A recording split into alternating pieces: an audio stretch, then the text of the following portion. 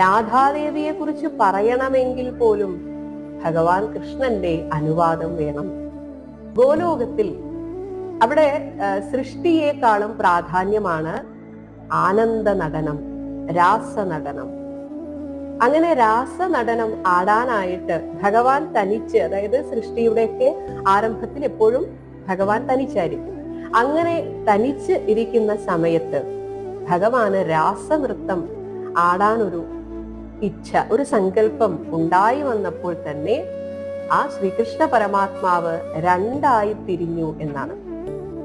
അങ്ങനെ വലത്ത് ഭാഗം കൃഷ്ണനും ഇടതു ഭാഗം രാധാദേവിയുമായി തീർന്നു. ഇനി ഭഗവാൻ കൃഷ്ണനിൽ നിന്ന് ഗോലോകത്തിലുള്ള മറ്റ് ഗോപാലന്മാർ, കോടിക്കണക്കിന് ഗോപാലന്മാരാണ് ഉണ്ടായി വന്നത്. രാധികാദേവിയുടെ അംശങ്ങളായിട്ട് കോടിക്കണക്കിന്